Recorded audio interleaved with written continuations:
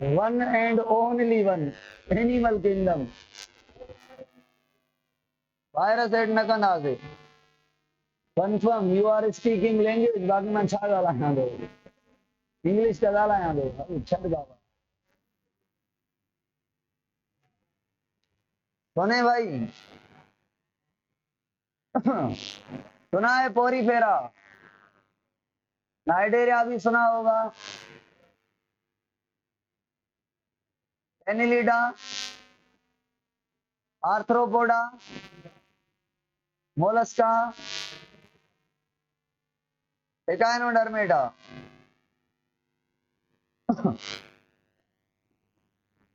अभी सुने ओरीफेरा के लार्वा को कहा जाता है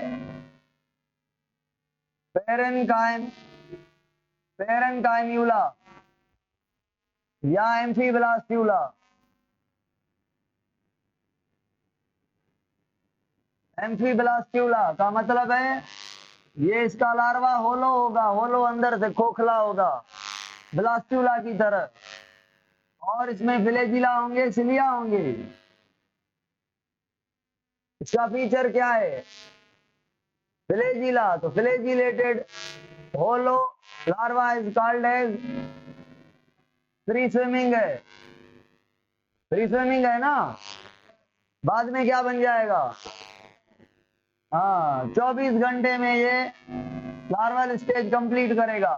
पेरेनकाइम्यूला भी ऐसा ही लार्वा है, मगर वो अंदर से खोखला नहीं है, सॉलिड है, और इसमें भी फ्लैजिला लगे पड़े हैं।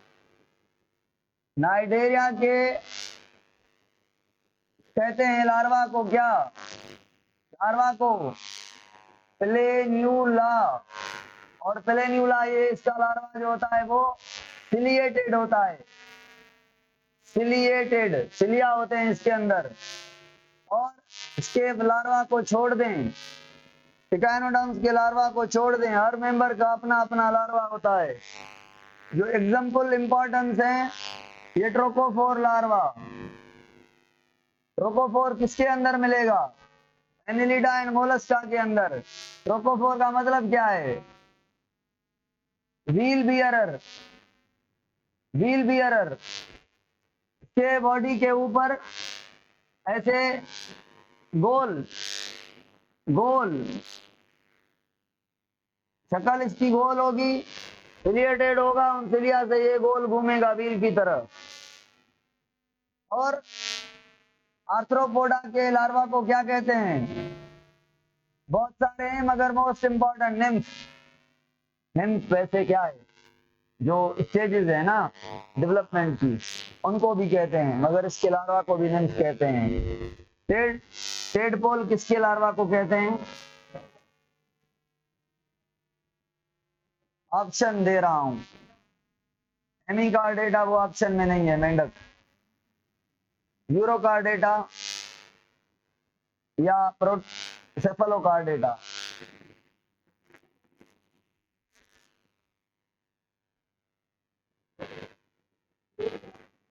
इन दोनों का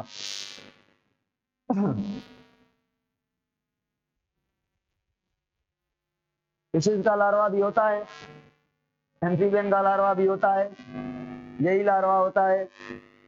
और अगर मैं पूछूं आपसे कि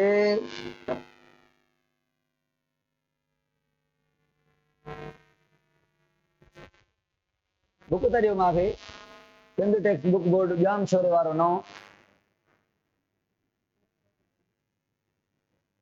न कुछ सिंध जा फैक्ट्स फिगर ॿुधाइणा आहिनि तव्हांखे।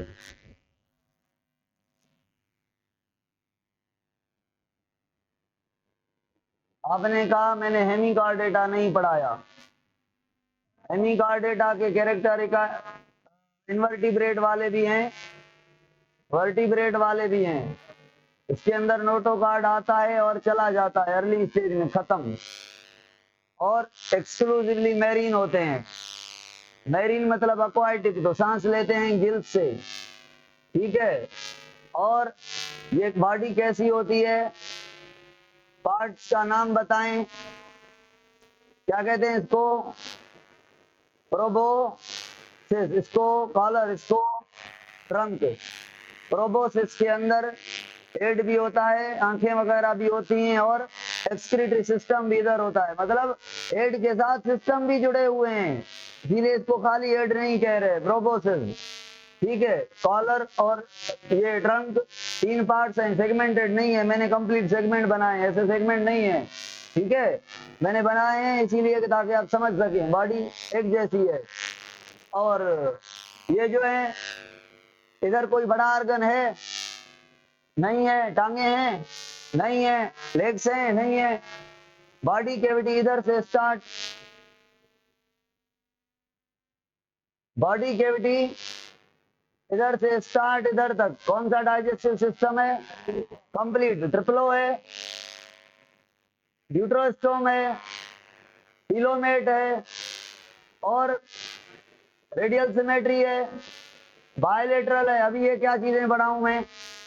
हाँ, सर्कुलेटरी सिस्टम कौन सा? ओपन, मगर बहुत अच्छे वाला ओपन। ओपन क्यों है, क्लोज क्यों नहीं? क्योंकि ये भी ट्यूब विद इन ट्यूब है, ये ट्यूब की तरह है और गट भी ट्यूब की तरह है। ट्यूब के बाहर कोई बड़ा ऑर्गन है नहीं जिसको ब्लड पहुंचानी हो। ये हो गया आपका हेमिकार्डेटा। खोलें, पेज नंबर 205 पे लिखा होगा, यार पता नहीं कौन सा पेज है, तो बन जाना।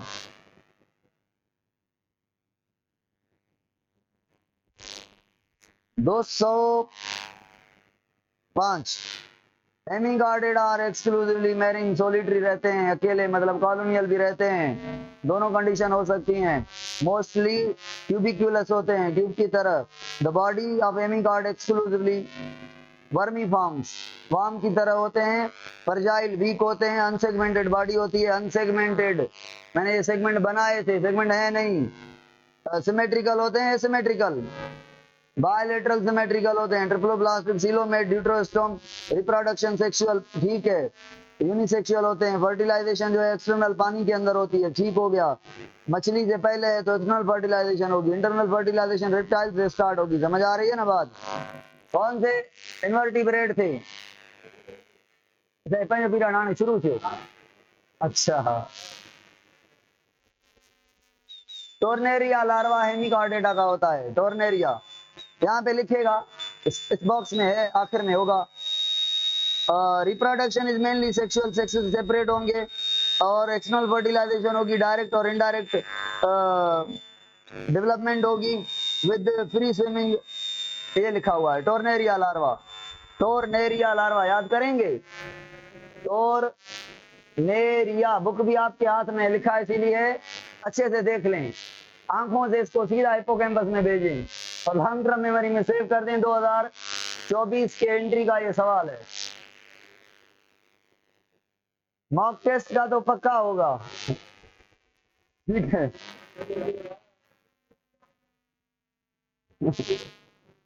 हाँ भाई, डाइजेशन कौन सी? कंप्लीट। गैसेस एक्सचेंज कौन सी?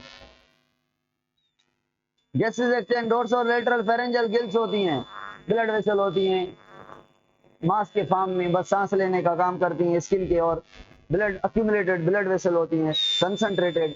Transport simple open type, circulatory well developed होता है। एक्सक्रीशन ग्लोमेरुलस, ग्लोमेरुलस समझ रहे हैं? ग्लोमेरुलस क्या है? ग्लोमेरुलस, हाँ मतलब कोई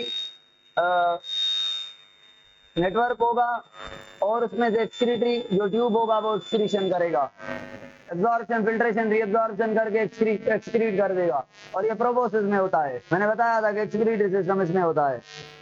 ये भी 2024 में आएगा कि glomerulus only is the excretory feature of, ठीक है। नर्वस सिस्टम जो है वो कंसिस्टिंग ऑफ सब एपिडर्मल नर्व प्लेक्सेस। खाली आया हो, दरवाजो बंद करे दियो, पानी पी, दरवाजो बंद करी वनो, छेड़ अचे दो ना।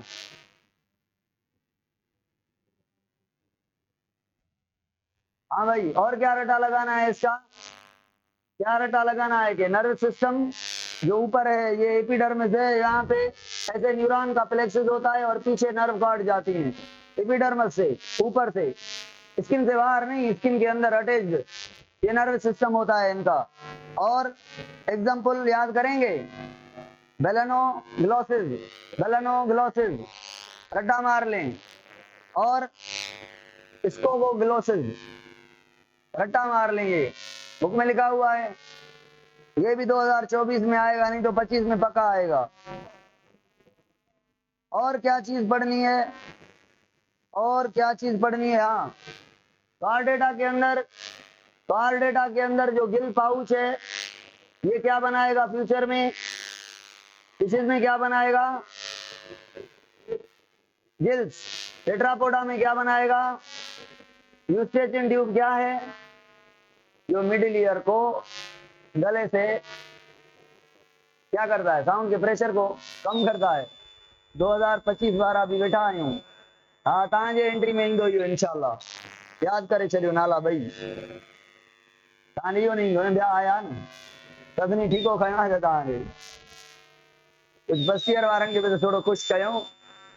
अॼु जो लेक्चर अपलोड कयां थो, कल्ह वारो कयो आहे।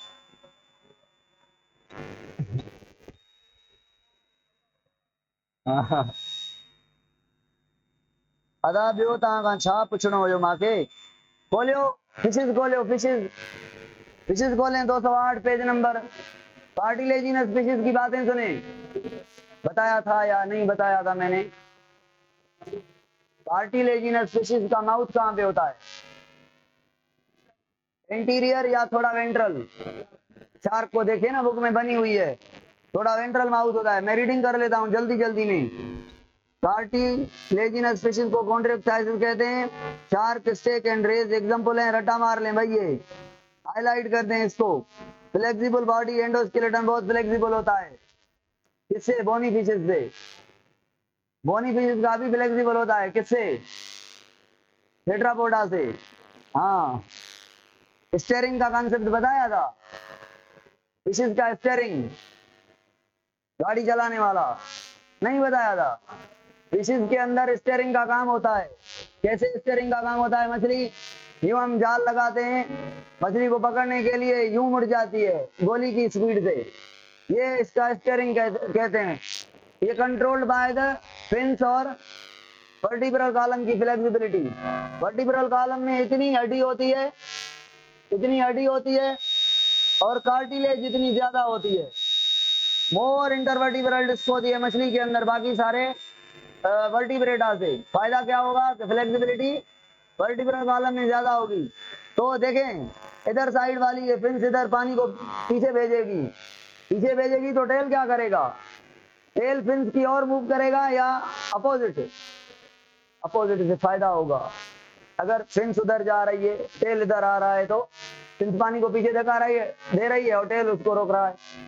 तो फिन्स जैसे पानी को धक्का देती है, टेल उधर जाता है, तो ये पानी को खिंचाव आता है, तो ये पानी खुद ब खुद फिन्स के कहने से पहले भी चल पड़ता है। फिर अगर मैं एक बड़ी कोई हैवी गाड़ी हो, वो एक जगह पे रुकी हो, उसको धक्का देना आसान है या थोड़ी चल रही है चलती हुई को धक्का देना आसान है? कहाँ पे एनर्जी कम लगेगी? चलती हुई पे कम एनर्जी लगेगी। समझ आ रही है ना? तो ये जो टेल है ये क्या कर रहा है? पानी को चला रहा है। तो फिन्स का थोड़ा झटका, ये 100 वाट का झटका लगता है पानी को। इतनी फिन्स है ना, टेल एनवायरमेंट प्रोवाइड करता है कि भाई पानी में खींच रहा हूं, थोड़ा आप भी धक्का दो। काम सारा मेरा है, मगर आपका धक्का कंसीडर होगा कि भाई फिन से लोकोमोट हो रहा है। तो ये टेल उधर जा रहा है ड्यू टू द फ्लेक्सिबिलिटी, और ये ऐसे ऐसे यूं यूं यूं चल के ये मछली ऐसे जाती है। ये इसका स्टीयरिंग है। हाँ भाई, बाकी मैंने पढ़ाया था होमोसीरल, क्वाड्रल फिन्स, हेट्रोसीरल, हेट्रोसीरल मतलब डायपाइसीरल, दो समय बटी हुई है। चलो, इसके अंदर जो स्केल्स होते हैं, बोनी बोनी, उनको क्या कहते हैं? Placoid scale, placoid scale. और बोनी नहीं होते, फिशिस कार्टिलेजिनस है, बोनी कैसे होंगे? मतलब बोन लाइक कह रहा हूं, स्केल थोड़े पक्के कैल्शियम कार्बोनेट एनामल जैसे। ओस्टियोक्टाइसिस जो बोनी फिश है, इंडिविजुअल जो एंडोस्केलेटन होगा उसमें हड्डियां होंगी, कार्टिलेज भी होगी। एक्सोस्केलेटन जो होगा वो प्लेट्स होंगी जिनको साइक्लॉइड या टीनोइड कहेंगे। साइक्लॉइड या टीनोइड देखो मछली के ऊपर जो स्केल्स लगे होते हैं। और एक और भी एक्सोस्केलेटन है, हड्डी है, वो बिल्कुल हड्डी है प्योर। क्या नाम है इसका? गिल्स के ऊपर अपर्क्यूलम। एक्सो है एंडो है? एक्सो है। ये किसको प्रोटेक्ट करता है? अपर्क्यूलम। गिल्स को और खोपड़ी को, सबको, हेड को पूरे को। ये साइड वाला हेड से प्रोटेक्ट करता है, मेनली गिल्स को करता है। Mouth opening present anterior tip पर बोनी फिशेस में, और शार्क में, रे में, स्टेक में, यानी कार्टिलेजिनस में नीचे से, आगे से थोड़ा पीछे वेंट्रल साइड पर। Gills covered with operculum. Most of the fishes are air bladder. Air bladder का काम बढ़ाया था, हाइड्रोस्टेटिक प्रेशर भी बनाएंगी। फिन्स जो है होमोसीरल या डार्कोसीरल होंगी। और छोटे से स्लोएस्ट मछली जो है सी हॉर्स है। और उड़ने वाली मछली फ्लाइंग फिश है। और ग्लोब की तरह ग्लोब फिश है। और प्रॉम्पेट भी फिश है, कार्प भी फिश है।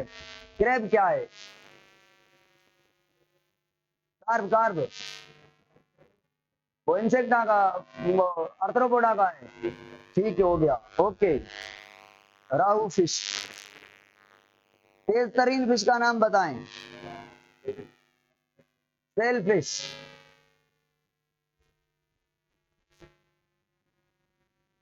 एक बात पढ़ूं, पेज नंबर 210 पे।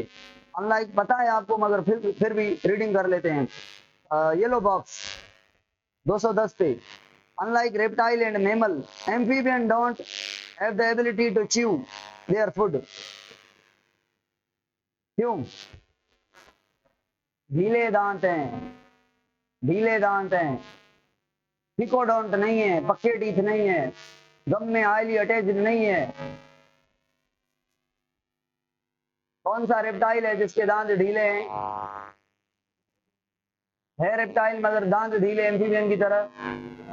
सांप, सांप के अंदर दांत ढीले हैं। लिजर्ड या सुथा डंगा है। They are also poorly occupied dentally, with only few primitive vomerine teeth. कुछ primitive vomerine teeth उनके अंदर होते हैं। In the front upper part of the jaws that allow them to hold on to जो आया हुआ क्या है, शिकार को क्या कहते हैं? प्रे। उसको रोकने के लिए दांत हैं बक्कल की तरह, कि जैसे प्रे आ जाए तो ये मुंह से निकल ना जाए, उसके लिए दांत हैं। जो चबाने के लिए नहीं है। हलो वंशन बटरे 100 दफा। हाँ अदा गाल बुधो आने आने खोलियो ता बर्ड्स 212 पेज। रेटी टाई ऐं क्रेनिएटा ब क्लास आहिनि बर्ड्स जा। 2 क्लासेस हैं बर्ड्स के। जो रेटिडाई क्लास है वो मैंने पढ़ाया है, क्रेनिडाई भी पढ़ाया है, मगर इनको नाम नहीं दिए। मैंने पढ़ाया था उड़ने वाले परिंदे और घूमने वाले परिंदे। घूमने वाले बड़े विंग्स क्या हैं? रूडिमेंट्री वेस्टिजियल, और बोन लाइट नहीं है इतने, बॉडी बड़ी है। और जो स्टर्नम है वो कैसा है? स्टर्नम कील की तरह नहीं है, फ्लैट है, राफ्ट लाइक फ्लैट, सीधा स्टर्नम ऐसे है इनका।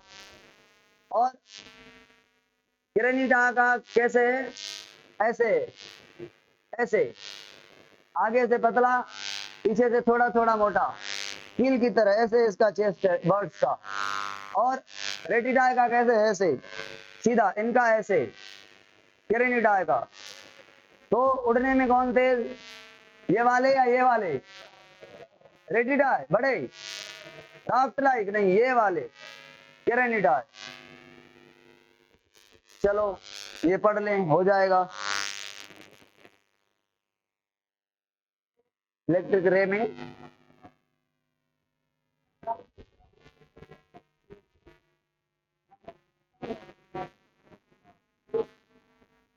केड़े फाइलम की गाल करेंगे।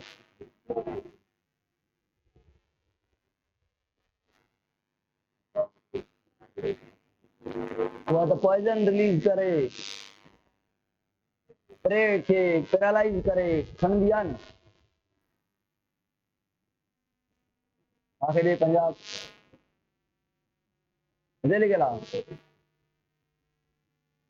हाल ठीक है। In the stingray, the tail is long, whip-like, and has sharp spine, which can inflict very dangerous wound. The electric ray, on the other hand, has certain dorsal muscle modified into powerful electric organ, which can give severe shock and stun their prey. हाँ सही है।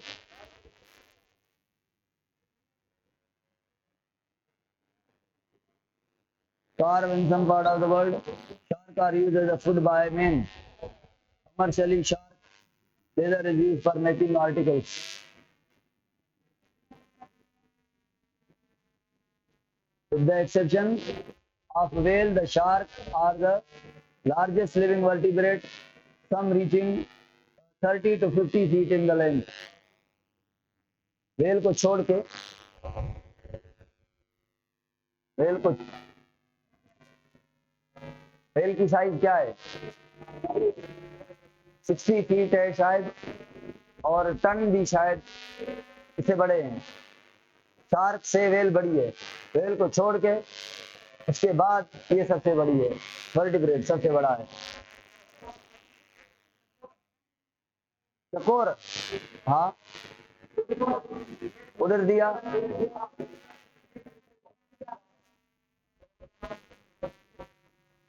Intermediate भी तो organism होते हैं ना,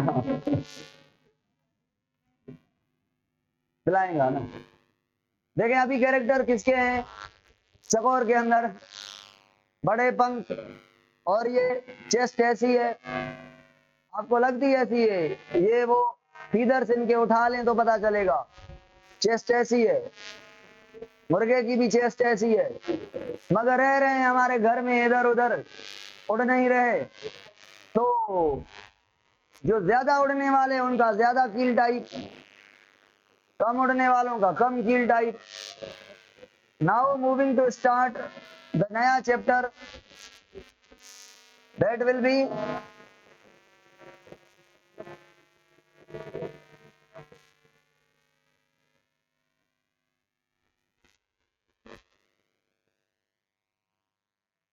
virus.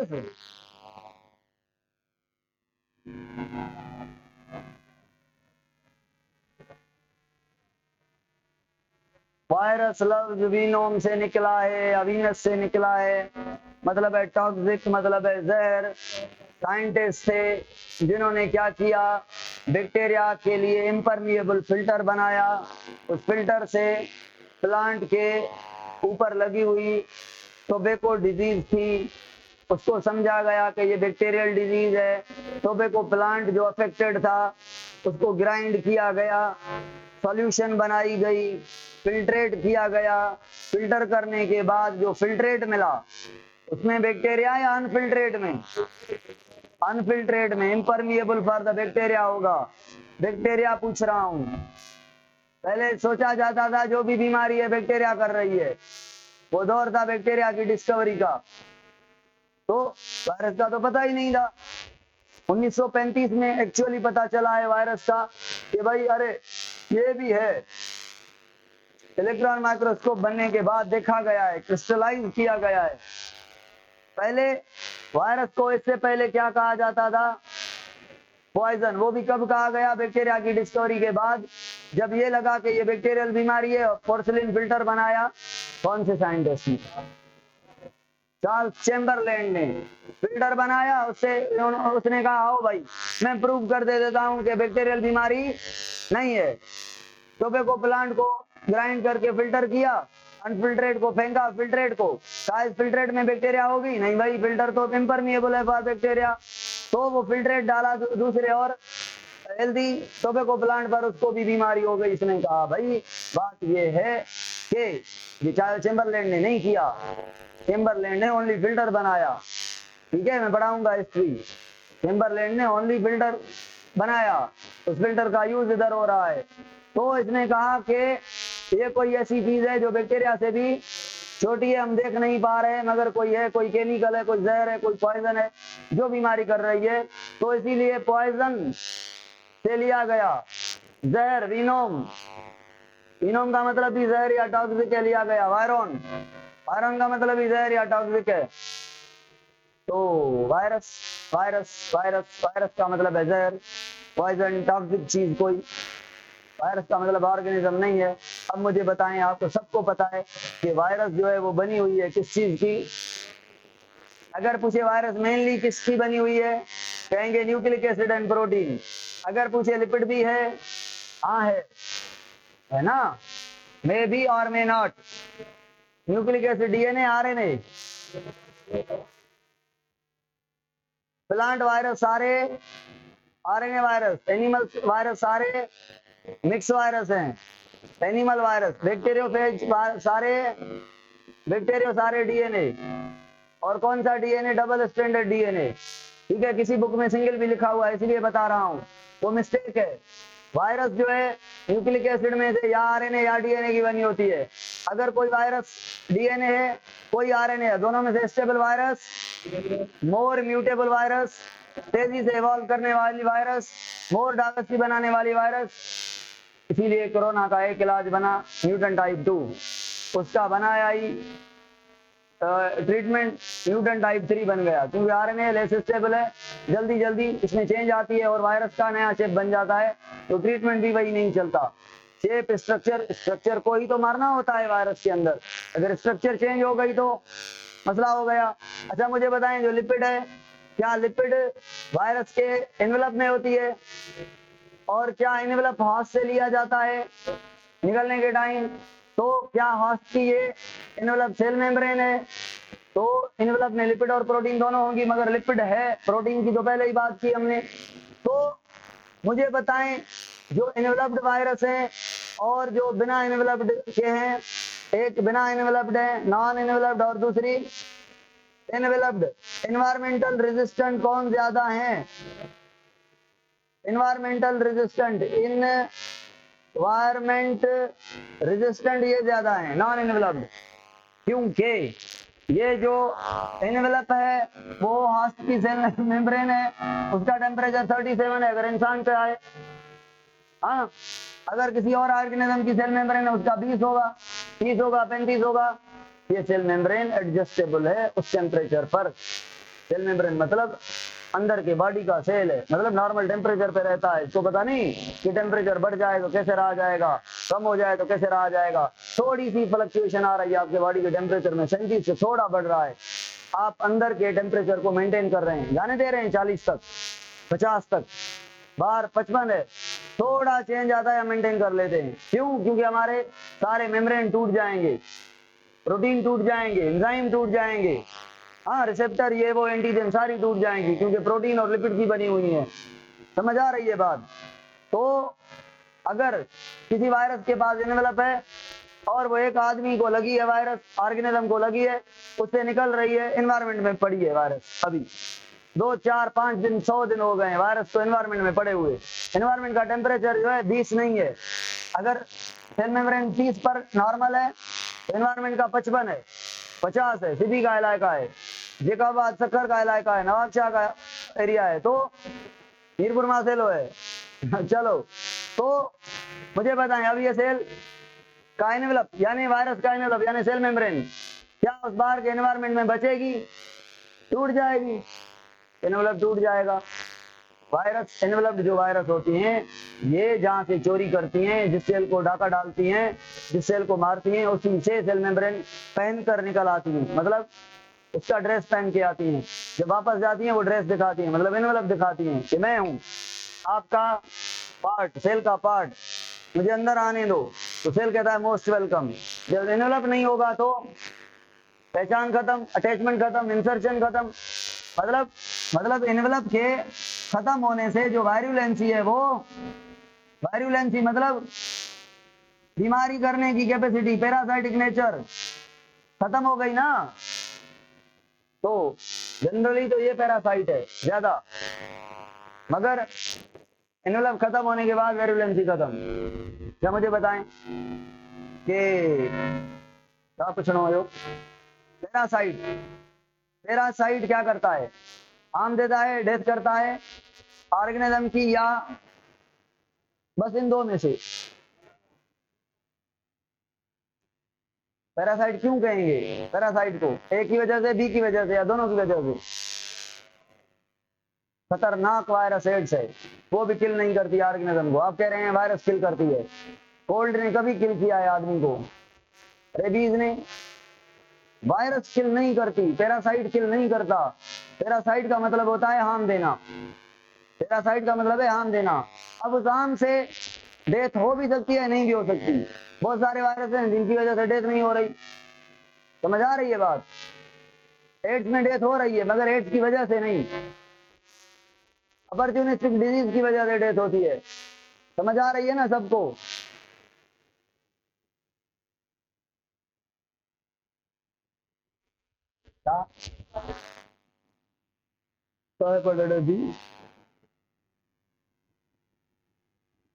Parasite generally उसको कहेंगे जो हार्म दे। अब हार्म कितना है, वो डेथ करवा सकता है या नहीं, ये अलग बात है। पैरासाइट की बेसिक डेफिनेशन है जो बॉडी को हार्म दे। मॉस्किटो ने ब्लड सक कर ली, मॉस्किटो के पास वो नहीं था प्लाज्मोडियम, तो मलेरिया नहीं की मॉस्किटो ने, ब्लड तो सक कर ली ना, ये तो नुकसान हुआ ना आपका। हाँ, ब्लड क्लॉटिंग करवानी पड़ी आपको। हार्म देना is the function of parasite.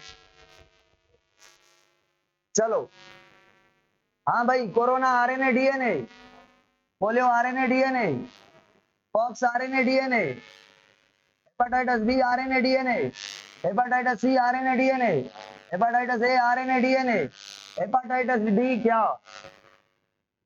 D D thyroid. Thyroid का मतलब है, ऐसे तो वायरॉइड प्लांट्स में होते हैं, प्रायॉन्स प्रोटीन है, एनिमल को अटैक करती हैं, है ना? और वायरॉइड प्लांट को अटैक करते हैं, मगर ये इसकी अभी क्लियर नहीं है। हमारे बुक में ऐसे लिखा हुआ है कि वायरॉइड के ऊपर डिस्कवरी हो रही है, स्टडी हो रही है, और प्रायॉन्स के ऊपर ये आए कहां से? तो वायरॉइड के ऊपर के अंदर फिक्स नंबर ऑफ न्यूक्लियोटाइड है, 200 या 220 है, आपके बुक में लिखा हुआ है। तो फिक्स कहां से आए? अगर भाई वायरॉइड का मतलब तो पता है ना, अकेला आरएनए जो बीमारी करे उसे वायरॉइड कहेंगे। प्रायॉन्स अकेली प्रोटीन जो बीमारी करे। अकेली प्रोटीन बनी कहां से? इसका आरएनए कहां है, इसका डीएनए कहां है, कुछ पता नहीं। अकेली प्रोटीन है, 29 अमीनो एसिड है, फिक्स क्यों है इसकी इंफॉर्मेशन अभी तक पता नहीं। अगर टूटी हुई प्रोटीन हम कहते हैं, कुछ साइंटिस्ट कहते हैं ये प्रायॉन्स जो है किसी बॉडी की प्रोटीन से टूटी हुई प्रोटीन है जो अक्यूमुलेट हो रही है और बीमारी कर रही है। और इनको रिजेक्ट करने वाले कहते हैं अगर टूटी हुई है तो हर एक के अंदर 29 अमीनो एसिड क्यों, फिक्स नंबर क्यों, फिक्स सीक्वेंस क्यों? तो वो कहते हैं कि प्रोटीन से प्रोटीन बनने का भी मैकेनिज्म है, डिस्कवर करेंगे, किया नहीं अभी तक। ठीक है, तो इन पर स्टडी हो रही है, ये अंडर डिस्कशन है। आपके बुक में भी ऐसे लिखा हुआ है कि इनका पता नहीं कि ये प्रोटीन आई कहां से, मगर ये प्रोटीन है और ये बीमारी कर रहा है। न्यूक्लियोटाइड का डिसो ना कंफर्म करो ना, बसो भी है ना, बसो भी है ना, 220 होते हैं।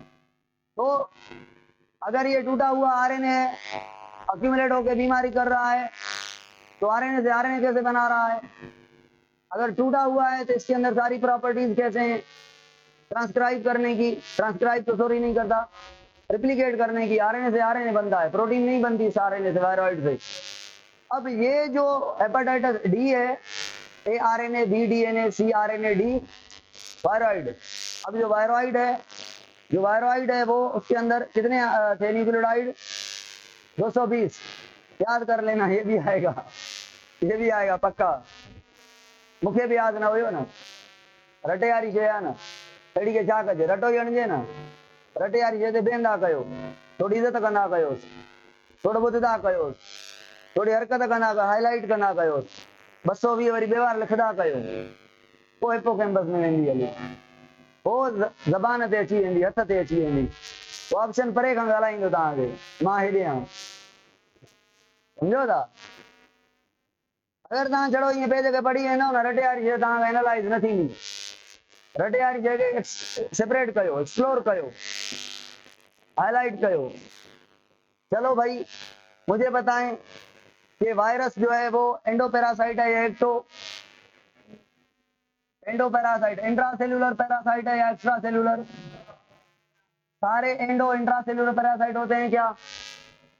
अगर कोई पैथोजन आपके इंटेस्टाइन में रह रहा है, एंडो तो हो गया मगर इंट्रा नहीं हो गया, सारे इंट्रा एंडो कह सकते हैं, सारे एंडो इंट्रासेल्यूलर नहीं कह सकते। समझ आ रही है बात? तो वायरस एंडो में से इंट्रासेल्यूलर है, एक्स्ट्रा सेल्यूलर नहीं, सेल के बाहर नहीं, टिश्यू फ्लूइड में नहीं, ऑर्गन की कैविटीज में नहीं। समझ आ रही है ना बात? और इंट्रासेल्यूलर में से कहां पे अटैक करता है वायरस? न्यूक्लियस पर, बैक्टीरिया के न्यूक्लियोइड पर, ऐसा ही है ना? अटैक करता है, मेंबर बन जाता है और हमारे डीएनए को तोड़ के, हमारे जीनोम को तोड़ के सारा सिस्टम हमारा यूज करता है। मुझे बताएं वायरस के पास अगर सेल नहीं तो प्रोटोप्लाज्म होगा वायरस के पास? अपना प्रोटोप्लाज्म। वायरस की लेवल क्या है भाई? लेवल तो बताएं वायरस की level. Acellular, non cellular? Non cellular कोई सेल नहीं, सेल मेम्ब्रेन नहीं, साइटोप्लाज्म नहीं, न्यूक्लियस नहीं। न्यूक्लियस की प्रॉपर्टी है, न्यूक्लिक एसिड है, ये न्यूक्लिक एसिड का होना, न्यूक्लिक एसिड का होना ये लिविंग प्रॉपर्टी है, जेनेटिक मटेरियल है ना, जेनेटिक मटेरियल है अपना न्यूक्लिक एसिड, हेरिडिटी मटेरियल है अपना, फीचर देने की, अपने बच्चे को अपने कैरेक्टर देने की प्रॉपर्टी है, रिप्रोड्यूस करने की वायरस के पास प्रॉपर्टी, मगर हाथ के अंदर इवॉल्व करने की वायरस के पास कैपेसिटी है ना। कैसे कोरोना ने इवॉल्व किया है, टाइप 4 पे पहुंचा है जाके। वैरायटी, डाइवर्सिटी बनने की प्रॉपर्टी वायरस के अंदर है, डाइवर्सिटी इंक्रीज करने की प्रॉपर्टी वायरस के अंदर है, म्यूटेशन होने की प्रॉपर्टी वायरस के अंदर है। साइटोप्लाज्म वायरस के अंदर नहीं है, प्रोटोप्लाज्म वायरस के अंदर। ये इसको छोड़ दें, जो हैं प्रॉपर्टीज वो लिखे यहाँ पे, ठीक है? तो इनकी वजह से वायरस को क्या माना जाता है कि वायरस क्या है? लिविंग है। म्यूटेशन हमारे अंदर भी होती है, वायरस के अंदर भी हो रही है, हम भी इवॉल्व कर रहे हैं, वायरस भी वैरायटी बन रही है, वायरस से वायरस बनती है, जेनेटिक मटेरियल भी अपना है। समझ आ रही है? मगर अगर लिविंग है तो मुझे बताएं वायरस के पास प्रोटोप्लाज्म है? मतलब पराया प्रोटोप्लाज्म यूज करती है होस्ट का, सारे का सारा इंफॉर्मेशन अपनी, सारा सिस्टम पराया, मतलब डाका डालती है सेल के ऊपर। और क्या मैं कहूं, साइटोप्लाज्म भी नहीं, क्या मैं कहूं एंजाइम भी नहीं। एंजाइम तो होते हैं ना, हम कहते हैं नहीं है भाई। एड्स के पास कितने एंजाइम है? 3, पेप्टाइडेज, प्रोटीन को तोड़ने वाला असेंबलिंग के टाइम, और रिवर्स ट्रांसक्रिप्टेज, डीएनए से आरएनए बनाने वाला। कौन सी वायरस के पास? बी के पास है, एचआईवी के पास है, और एचआईवी के पास और कौन सा एंजाइम है? इंटीग्रेशन करवाने वाला 3 एंजाइम हो गए। बैक्टीरियोफेज के पास लाइसोजाइम है, जो सेल वॉल को तोड़ता है, बैक्टीरिया के मेम्ब्रेन को, तब जाके वायरस अंदर पेनिट्रेट करती है। एंजाइम तो है मगर हम कह रहे हैं एंजाइम नहीं है, एंजाइम नहीं है। एंजाइम का होना मतलब होल मशीनरी एंजाइम की, मतलब सारे केमिकल रिएक्शन करने वाले, प्रोटीन बनाने वाले, प्रोटीन तोड़ने वाले, लिपिड बनाने वाले, तोड़ने वाले, शुगर बनाने वाले, तोड़ने वाले, रेस्पायर करने वाले, सारे जो मैकेनिज्म करने वाले एंजाइम है वो अपने हो। सारे साइटोप्लाज्मिक एंजाइम, माइटोकॉन्ड्रियल एंजाइम अपने, सारे एंजाइम अपने हो तो हम कहेंगे एंजाइम अपने हैं। जिंदा रहने के लिए जो जो एंजाइम चाहिए सारे एंजाइम अपने हो तो हम कहेंगे वो तब होंगे जब सेल अपना होगा। सेल है नहीं मतलब एंजाइम मशीनरी नहीं है। तो चंद एंजाइम होते हैं, इन जनरल एंजाइम कहेंगे नहीं है। अच्छा, मेटाबॉलिक रिएक्शन अपने होंगे इसके पास? नहीं होंगे। और कहां पे होंगे मेटाबॉलिक रिएक्शन? होस्ट के साइटोप्लाज्म में। प्रोटीन बनेगी तो राइबोसोम पे। कोई चीज किसी को तोड़ना हो, कुछ भी करना हो, एनर्जी बनानी हो, एटीपी, न्यूक्लियोटाइड चाहिए, अमीनो एसिड चाहिए, वायरस बनाने के लिए न्यूक्लियोटाइड भी चाहिए। क्या खुद खाएगा वायरस प्रोटीन और डाइजेस्ट करेगा प्रोटीन को, अमीनो एसिड बना के फिर वायरस बनाएगा?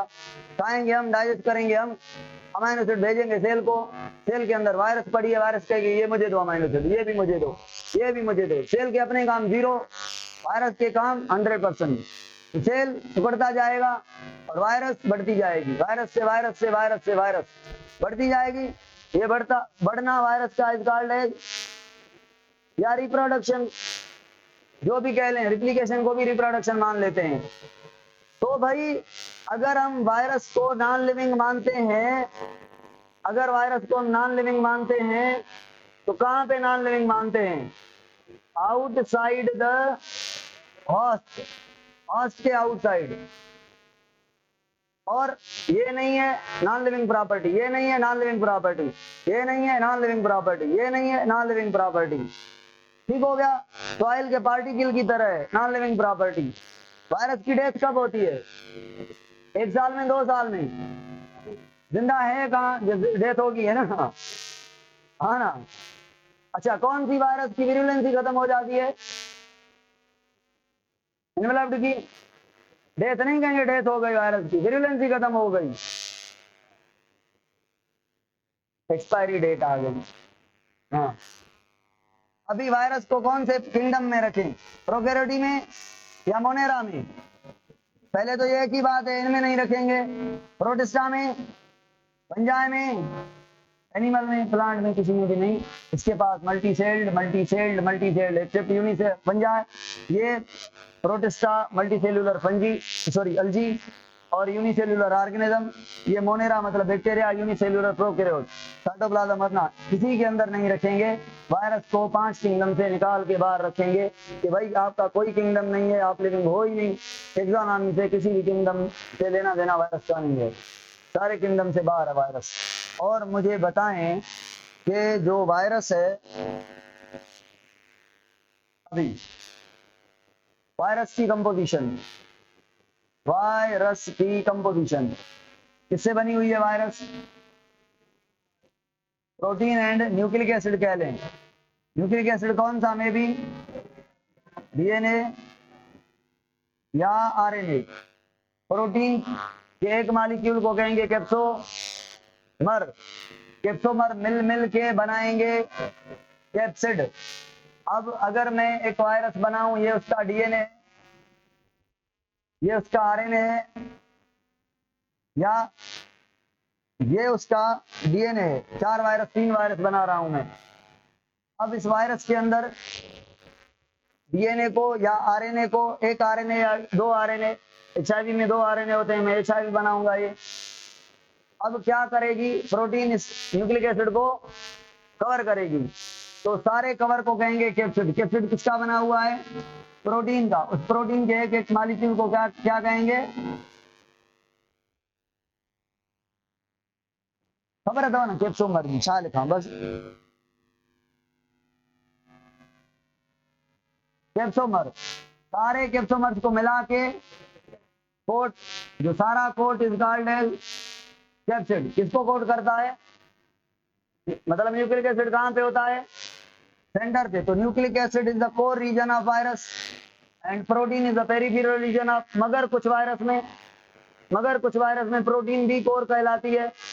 एचआईवी में प्रोटीन को भी कोर माना जाता है, कहते हैं core consist of RNA and capsid. उसके बाद मैट्रिक्स प्रोटीन होती हैं, उसके बाद एनवेलप होता है। तो बाहर कौन हो गया? एनवेलप, और इसके बीच मैट्रिक्स, और सेंटर क्या हो गया? प्रोटीन और आरएनए। समटाइम प्रोटीन को कोर में कंसीडर किया जाता है, असली कोर न्यूक्लिक एसिड, कोर हमेशा सेंटर पर। और अब अगर कैप्सोमर्स, ये प्रोटीन के कैप्सोमर्स ऐसे भी होते हैं, धागे जैसे ऐसे, और ये कैप्सोमर ऐसे भी होते हैं, ट्रायंगुलर। तो अगर कैप्सोमर ऐसे हैं और ये रिबन की तरह कॉइल करेंगे, कॉइल करके ये रॉड की तरह वायरस बनाएंगे, ये वायरस होगी टोबैको मोज़ेक वायरस। शक्ल कौन सी है? Cylindrical rod. अब ये सिलेंड्रिकल क्यों बनी? डीएनए की वजह से या कैप्सोमर्स की अरेंजमेंट की वजह से? कैप्सोमर की गोल गोल गोल गोल हेलिकल अरेंजमेंट की वजह से। तो वायरस की shape decided by capsid, capsomers not by the nucleic acid. Virus की information decided by information nucleic acid. अब केप्सोमर अगर ऐसे अरेंज हो, ऐसे, और ये मिल के ये कोट बना लें, सारे केप्सोमर्स एक जैसे, देखें सबके सब एक जैसे, मैंने उतने सही नहीं बनाए मगर एक जैसे होते हैं। अब ये वायरस बन गई कौन सी, bacteriophage T1, T2, T3, T4, 4 varieties होती हैं। इसके अंदर ओनली ये हेड होता है, ये हेड है। हेड में क्या आ गया, न्यूक्लिक एसिड एंड कैप्सिड, मतलब protein, core and coat, DNA और प्रोटीन, आरएनए तो है नहीं, और यहां पे टेल लगेगा,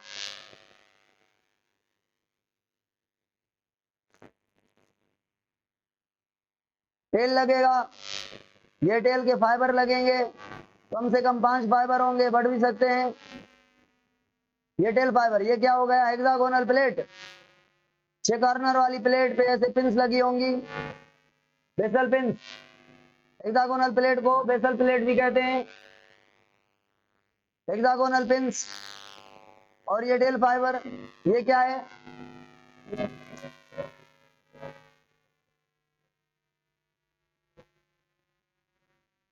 टेल तो ये हो गया सारे का सारा, स्पाइक को क्या कहते हैं, स्पाइक की तरह स्ट्रक्चर को, स्पाइक समझ रहे हैं, सिलेंड्रिकल शेप होती है, असली नाम तो इसका होलो शीट है, स्पाइक टाइप है। ये इसके ऊपर लगी हुई होलो शीट है, ये इसका स्पाइक है। और ये रीजन क्या कहलाता है, ये नेक, और यहाँ पे ऐसे रीजन होता है जिसको हम कॉलर कहते हैं। कॉलर 2 जगहों पे यूज किया जाता है, इसको भी कॉलर कहा जाता है, मगर अगर इसको शीट कहें, मैं पढ़ाऊंगा ये शीट कैसे, कॉन्ट्रैक्टाइल मसल होती है इस वायरस के अंदर, कहाँ पे, होलो शीट में, होलो शीट, होलो ट्यूब है ना ये वाला स्पाइक जिसको कह रहे हैं, ये जो ट्यूब है, होलो ट्यूब के ऊपर होलो शीट है, ये ट्यूब है, इसके ऊपर होलो शीट है, इसके अंदर मसल्स हैं। जल्दी में सुने, पहले क्या होगा, वायरस देखेगी बैक्टीरिया को, ये बैक्टीरिया है, सीधे जाके बैक्टीरिया के ऊपर टेल फाइबर लगेंगे। पहले कौन लगा, टेल फाइबर किसका बना हुआ है, प्रोटीन का, अमाइनो एसिड का। बैक्टीरिया का सेल वॉल किसका बना हुआ है, पेप्टिडोग्लाइकेन, मतलब प्रोटीन का, अमाइनो एसिड का, शुगर का भी। इधर वाले अमाइनो एसिड मतलब टेल फाइबर वाले सेल वॉल के अमाइनो एसिड से बॉन्ड करेंगे, ये हो गई अटैचमेंट या एडसॉर्प्शन। वायरस अटैच किया कहाँ पे, और उसके सेल पर by using tell fibres, bond amino acid का, डाइसल्फाइड ब्रिज बनाती है, डायरेक्ट पेप्टाइड बॉन्ड नहीं बनता। अमाइनो एसिड से जुड़े हुए हैं, इधर भी तो वो भी जुड़े हुए हैं, पर्टिकुलर अमाइनो एसिड के ऊपर वहां पे रेडिकल पे ग्रुप होता है, इधर भी ग्रुप होता है, उसके बीच बॉन्डिंग बनती है। तो ये हो गई अटैचमेंट। अब अटैचमेंट के बाद ये जो बेसल प्लेट है, ये जाके बैठेगी कहाँ पे बैठेगी, सेल वॉल पर। बैठ के जो पिंस हैं ये सेल वॉल में ऐसे लग जाएंगी, जैसे ये लग जाएंगी तो स्टिमुलेट होगा एंजाइम लाइसोजाइम आके इन पिंस जहाँ पे लगी हैं, ये पिंस 6 पिंस लगी हैं, सारे रीजन को खा लेगा। ये सारा होल बन गया सेल के अंदर। होल बना क्यों, क्या करने के लिए, डीएनए को इंजेक्ट करने के लिए। मगर पहले डीएनए इंजेक्ट नहीं होगा, पहले जो होलो ट्यूब है, स्पाइक है, वो इंसर्ट होगा। कैसे होगा इंसर्ट, बेसल प्लेट होलो है, बेसल प्लेट होलो है, उसके बेसल प्लेट, ये बेसल प्लेट है ऐसे, इसके ये वाला, ये क्या है, ये ट्यूब है, होलो ट्यूब। इस ट्यूब के अंदर ये शीथ है, बस ये मेरे हाथ शीथ है, ठीक है। और ये होलो ट्यूब इधर, ये ट्यूब है, ये बेसल प्लेट है, ये वाली, मतलब ये होलो ट्यूब इसे क्रॉस कर सकता है। अब कांटेक्ट क्या करेंगी, कांटेक्ट क्या करेंगी, होलो शीथ की मसल। होलो शीथ की मसल कैसे हैं, ये लॉन्गिट्यूडनल है ऐसे, जब ये कांटेक्ट करेंगी तो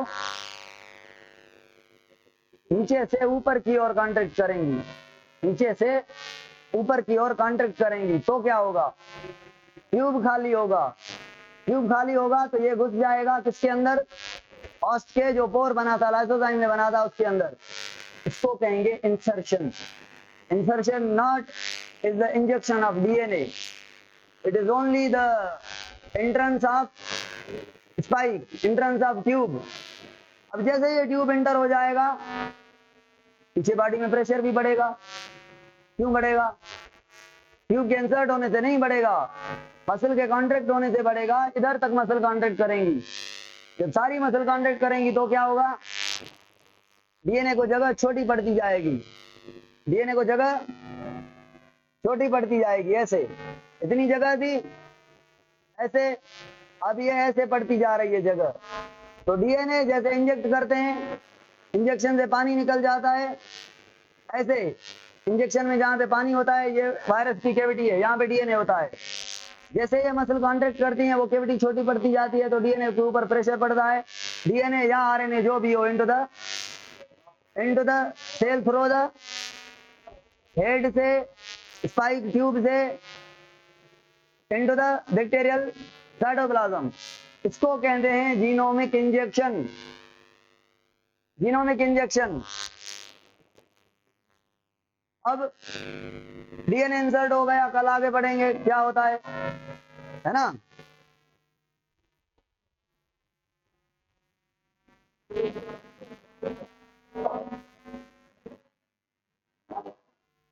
याद दे रहा है जो तमा शेप पढ़ा यहाँ पे, ठीक है, शेप माहिर वायरस में हल्या हल्या देनी में, कल शेप पढ़ाऊंगा कंप्लीट।